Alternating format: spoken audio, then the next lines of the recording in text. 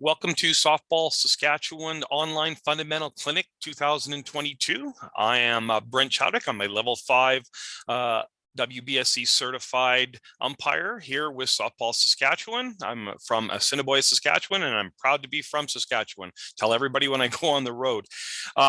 We're doing online and face-to-face courses this year. And so I am bestowed the honor of doing part 4 of 5.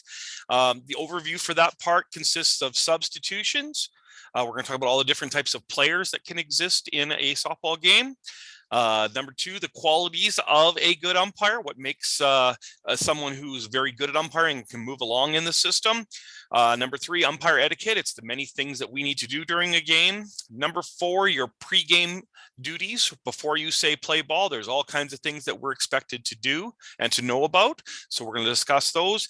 Number 5 will be our plate mechanics, the major focus this year, working on quality Softball Canada plate mechanics. And lastly, we're going to have a video around the foundations of umpiring, what we can do to build that good foundation to improve our umpiring. So without any further ado, let's get at it. So one of the first things we have to discuss is the types of players that originally start a game. There are 2 types of players. We have starting players and we have substitutes. Starting players are listed in the scorecard at the top. They represent the top 9 or 10 spots. Substitutes are listed below that. When the game starts, your starting players both bat and they both field, and your substitutes are on the bench ready to go. Starting players may be substituted at any time, and they also may re-enter the game one time. So once they're taken out once, they can come back into the game, but once they leave that second time, they were not allowed to be coming back into the game. Substitutes, who start, of course, on the bench, when they're brought into the game, they fill into the spot that they are substituting for. And then if they are substituted for again, they may not re-enter the game. So once they're in once and they leave, they may not re-enter. The best part of all this thing is you as the umpire, you are to account for all substitutes that occur in a game. So you have your scorecard, you'll be writing on your scorecard who is coming in with who, and who's in what batting position. And basically you have to have a running account of everything that's going on in that particular game when it comes to substitutes. Now, remember in re-entry, the starting player can re-enter once. Re-enter is a substitute, so it must therefore be reported to the plate umpire. And the biggest one that people are not sure of is they must re-enter into the same position in the lineup. So if a player comes into the 4th batting spot for the player occupying that spot, they now hold that spot, but when that player now re-enters the game, they must go back into that spot again. They can't pick another spot in the lineup to be moving to. So that is very crucial that you mark out where they came from in the batting lineup. And once they re-enter the game, they must be going back into that spot. Now, one of the things that softball loves to do is have lots of runners, lots of people participating. So we have a temporary runner rule in fast pitch. And of course, one of the first things you need to know is that this is optional. People do not have to use this rule. They can use it to speed up the game if they so choose, but they do not have to use it. What it is for is to replace a catcher on a second base or on a base with 2 out. The idea is to get them off the field so that they can put on their catching apparel so they're ready to go after 3 outs have been made. So the rule for this is very simple. It is the last scheduled to bat and not on base. So it's not the last out, as we often hear people say. It is the last scheduled person to bat that is not on base. And the whole key to this rule is to not cause a delay. So if there's no one ready to go to fill in as a temporary runner, and you are forced to wait, then they can do this at any time during an at bat. They can say, okay, we're going to invoke this rule now, and then they can come out. But there's no point in waiting for people that are not sure if they want to use this rule. We want to make sure that we move the game along. So that's our temporary runners. Now, we also have replacement players. Replacement players are done by the umpire that says, okay, we have someone bleeding or we have someone with a possible concussion. So we want to remove these people from the game immediately because we do not want to further any injuries. The replacement player must be someone who is not currently in the lineup. They cannot have played in any part of the batting or the fielding. There's someone who's just been sitting on the bench. Okay, so that player that is coming out of the game because of blood or because of concussion, they have a certain amount of time that they can be away. And that certain amount of time is the rest of the current inning plus one more. At that point, we would make a decision as a coach and a umpire about can that player come back and safely do so? And if so, they can come back in and it's not considered a substitute. It's just a person that was missing from the lineup until they're well enough to play. If that point that they are not well enough to play, then we would have to ask for an official substitute. And probably 99 times out of 100, it's going to be that player that was their replacement player that's just going to be officially put into that spot. Again, this all has to go through your lineup card as an umpire. You must always be able to account for everybody who is in the game.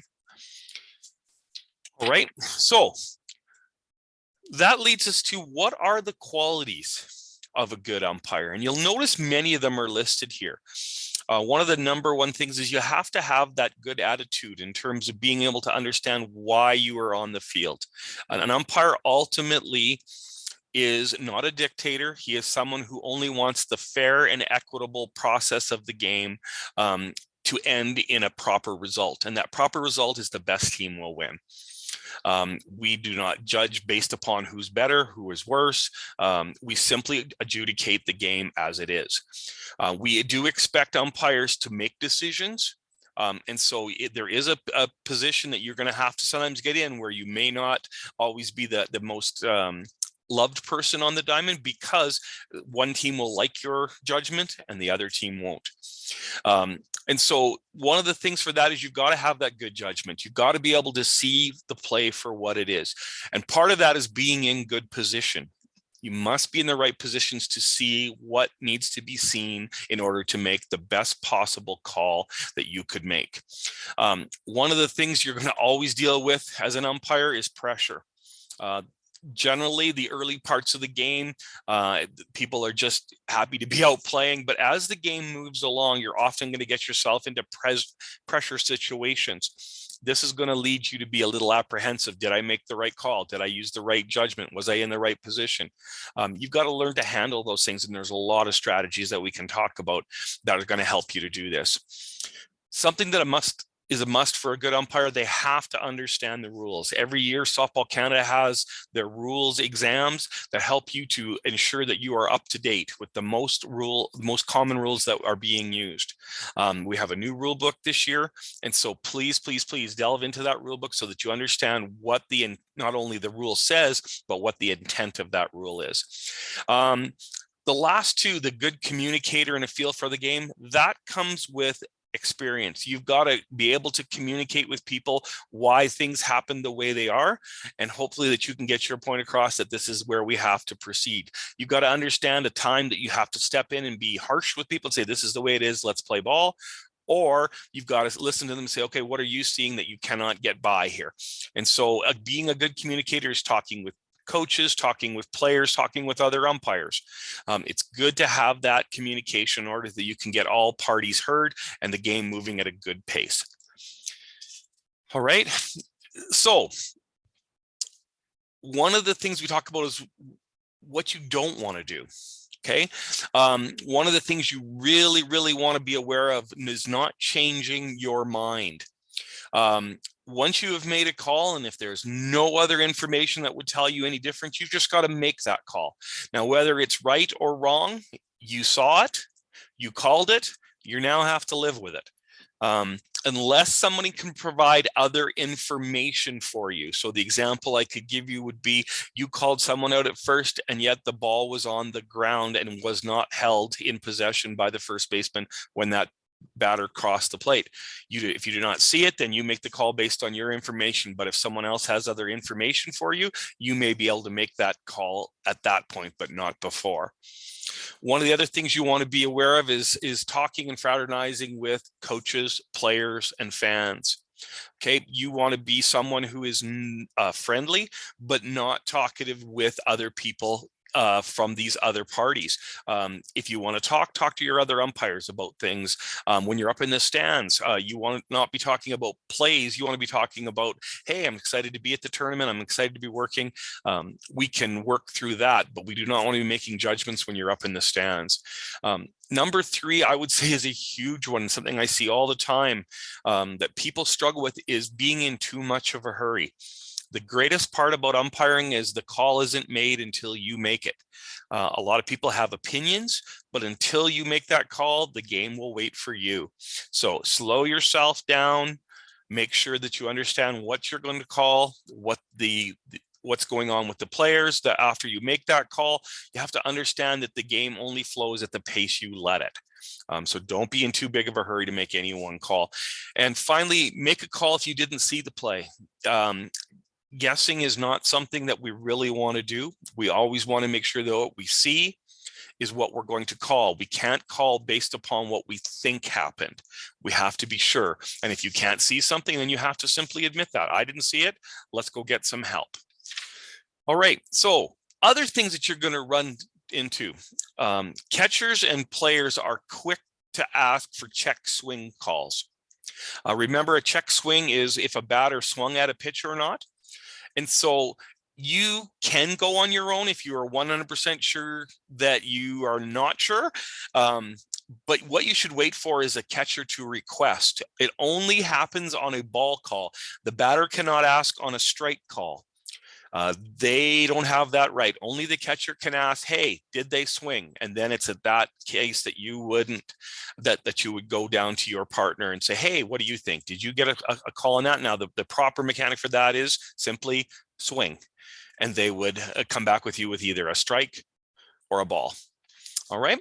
Another part is if you didn't get a good look, there is nothing wrong, as we said in the slide before, there's nothing wrong with going for help.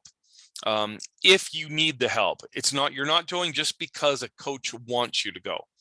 Okay, if you have other information that you didn't see and you want to go now to your coach and say, look, I didn't see this, I'm going to go check with my partner, that's fine. But just because the coach comes out and says you have to check with your partner, that's not true. You have the right to not go and say, I saw it perfectly, we are now finished with this conversation.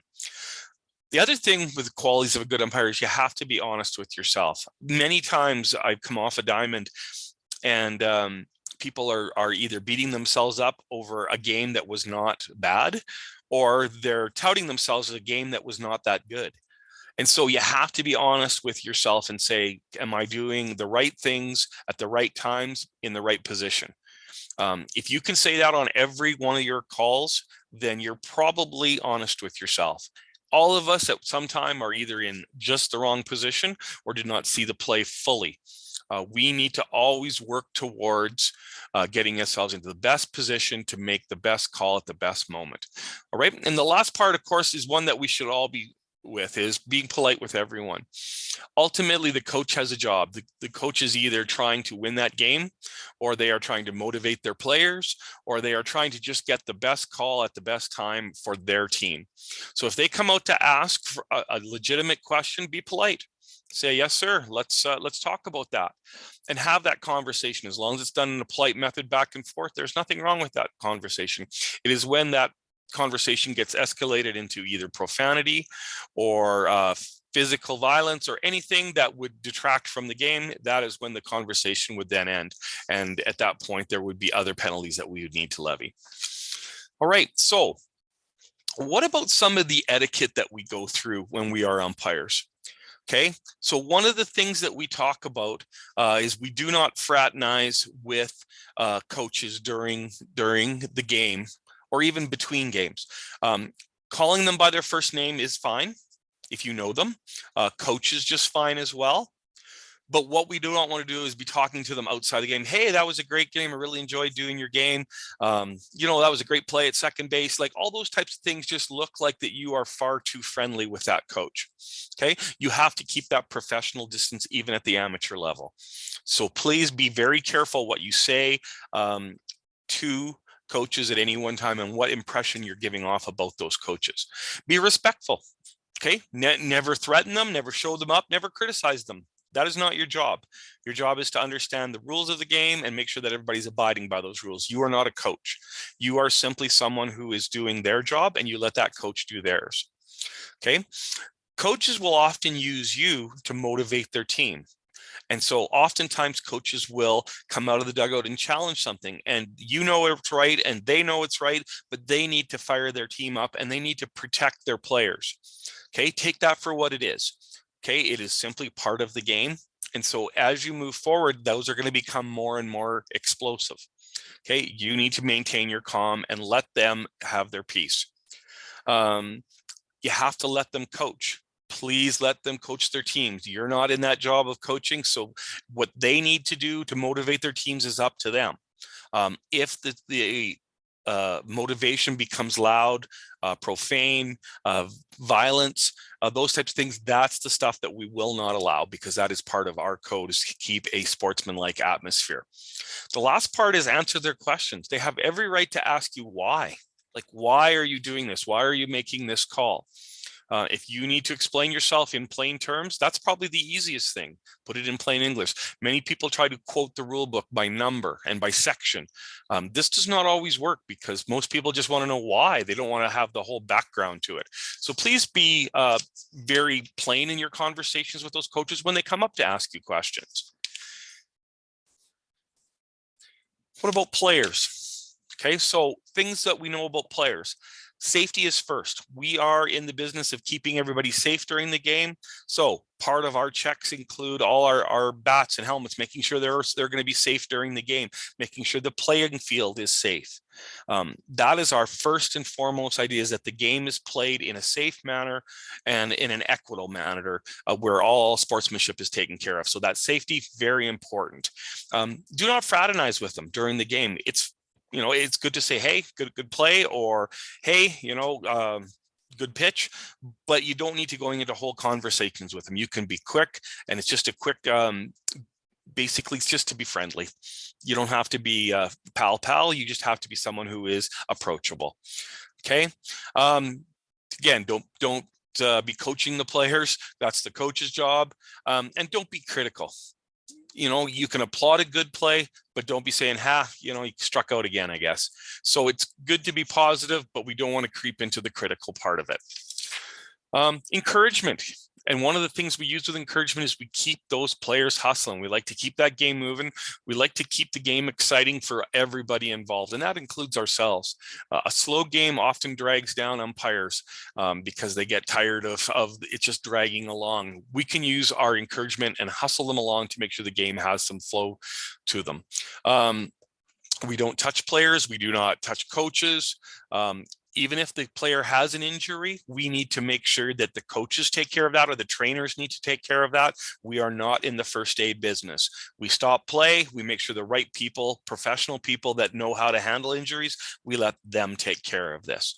Again, loud profanity. We've talked about that before. We do not use that ourselves. So we do not expect anybody else to be using that type of language. Threatening ejections. You're either going to eject someone or you're not. You do not give them opportunity. The best example I can say is one more word and you're done. Somebody is going to come back to you and say word, and then you're going to be forced to eject them from the game on something very silly. Okay. All you need to say is, coach, that's enough. And you have not threatened them with an ejection. You are just saying, coach, I've had enough. And that should be a signal to that coach that they have crossed or getting close to cross the line. If they choose to go further, then you have every right to eject them. If that coach comes out to intervene before you're about to eject a player, you would rather deal with the coach than with the player. Allow them to get that player out of the way before they get in more trouble than they probably already are. But what you want to do is you want to talk to that coach and say, hey, coach, you got to take care of that player. We cannot have whatever's going on continue. If they would like to stay in the game, that behavior cannot go on. So deal with the coach rather than the player. And after the game, the biggest thing you can do is you can exit the field, get to the dressing room, get to your car. And basically you don't need to really fraternize with the players because they'll always have a comment for you, but you really may not want that comment. All right. So please, please, please do not linger around looking for compliments. Odds on you getting one are fairly small. So please, please, please just get out of the field, get to your dressing room, and then away you go from there. All right, fans. Fans basically fall under one category. They either like one team or they like the other team.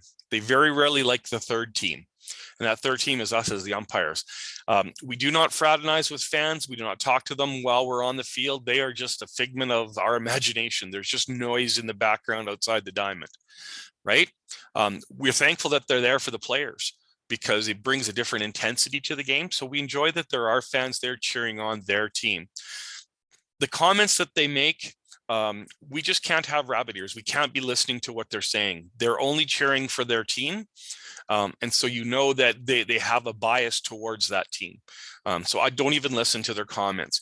You really cannot eject a fan, but you can get a coach to help you with that, because you can forfeit a game because of it.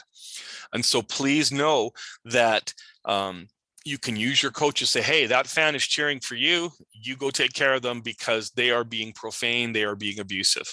And so please, please use those coaches to help you out. We do not use profanity towards them. We do not use gestures. We are always polite. We are the epitome of calm. And we just simply say, coach, you've got to take care of your fan. And so please, please, please do not engage with fans. A rule that I learned a long time ago working in professional baseball was they paid their money to have that seat and watch the game. The line that is crossed is when they come onto the field. That's when things can get very different. But as long as they're in their seat and you're on the field, then basically they're there to enjoy their teams, and you really do not worry about them unless they become either offensive, profane, or they actually try to get onto the field. That's when you have to be aware of them. All right.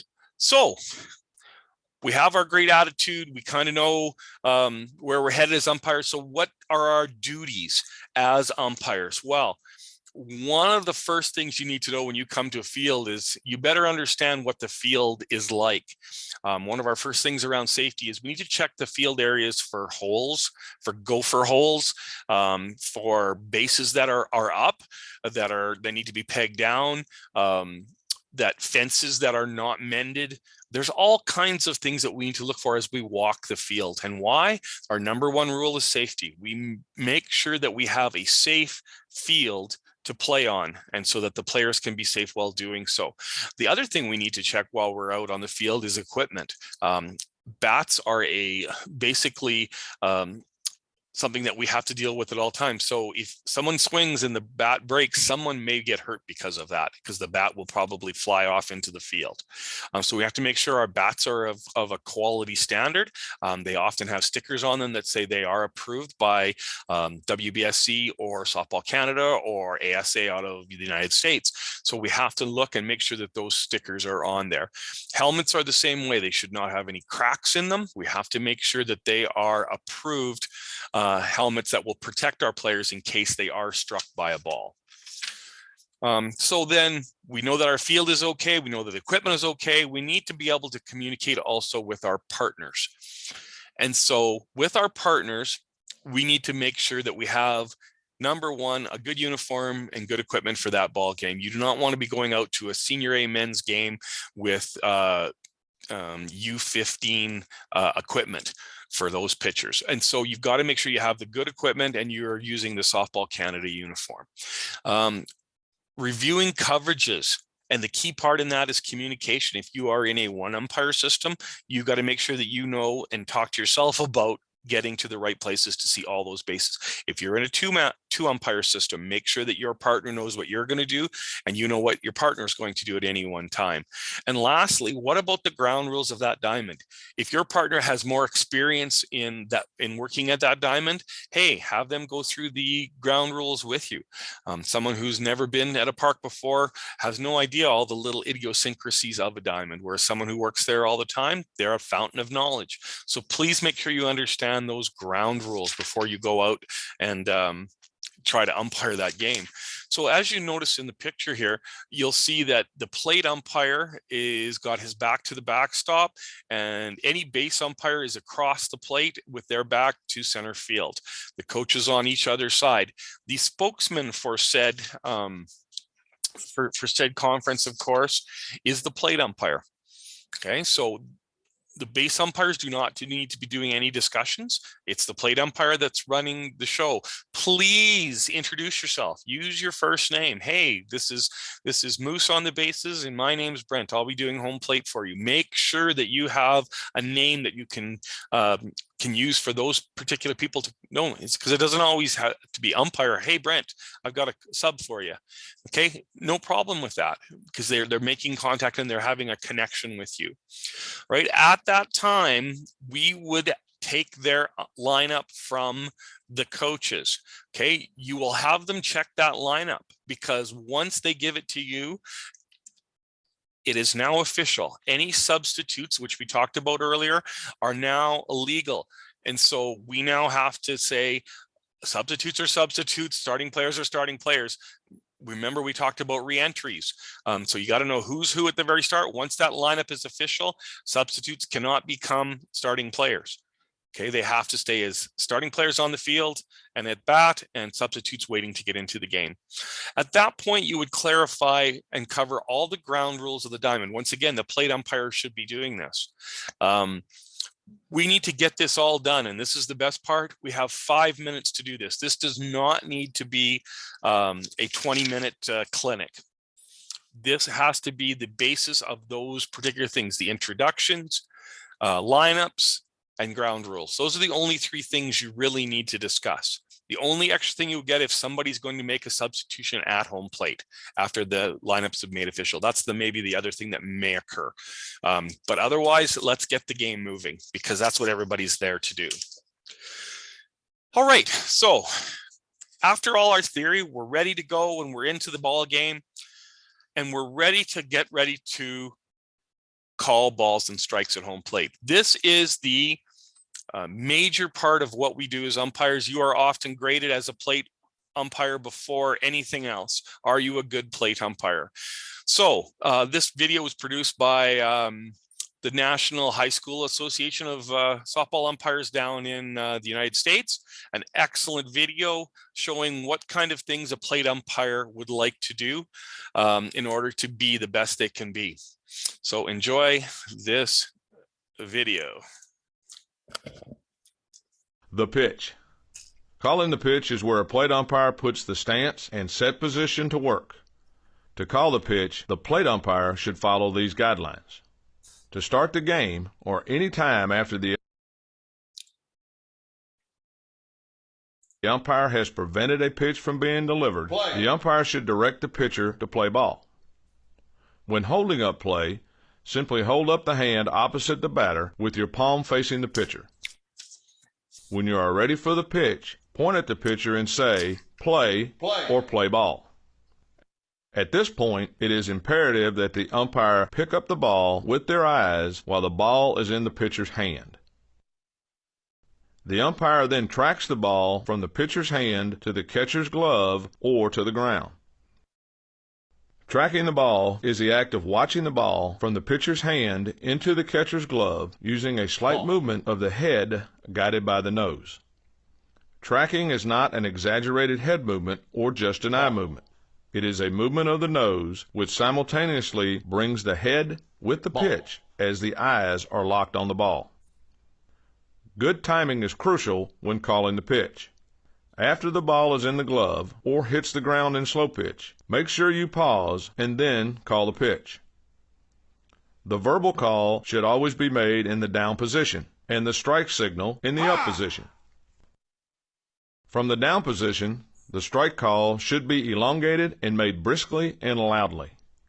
The umpire should then rise to an upright position without moving their feet and bring the right arm up to a 90-degree angle so the elbow can be seen with the umpire's peripheral vision.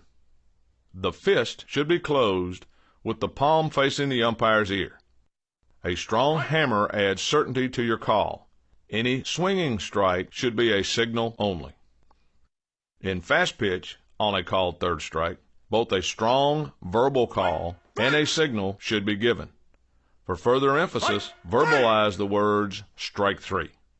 In slow pitch, on a called third strike, a 90-degree hammer is used with a louder verbal call. Strike three! For further emphasis, verbalize the words strike three.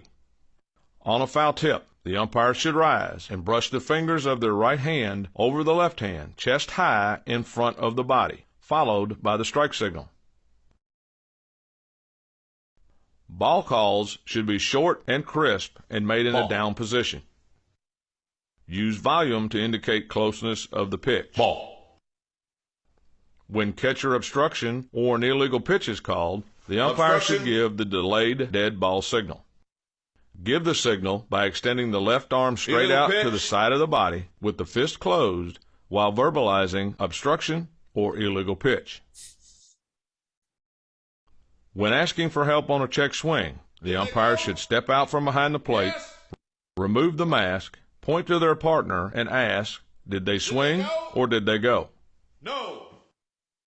In slow pitch with stealing and the ball hits in front of the plate, hits the plate, or hits the batter, the proper mechanic is a dead ball signal followed by a verbal ball, or if swung at, a strike signal.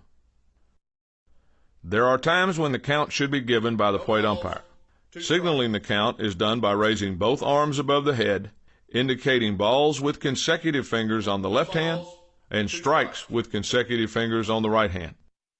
Give both the number of balls and strikes every time the count is given. Rotate your hands, not your body, so everyone can see the count. When an umpire signals to their partner that the infield fly rule is in effect, do so prior to the pitch.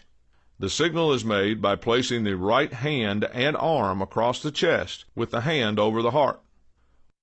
When the infield fly is no longer in effect, simply tap your forearm with your right hand to signal to your partner the infield fly has been removed. After each pitch, step out, relax, reset, and restart the process.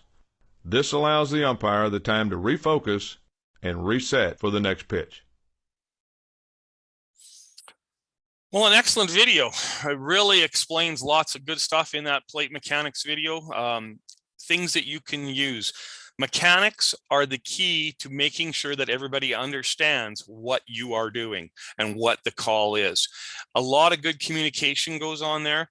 So as more and more and more you can learn to communicate before pitches, you'll be that much more prepared for when the ball is hit. And everybody knows exactly what they're going to be doing when that ball is hit. So please, please, please, communication is the key to what we do. All right, so Softball Canada also has a standard for their plate umpires, and we're going to just show you that. Oops.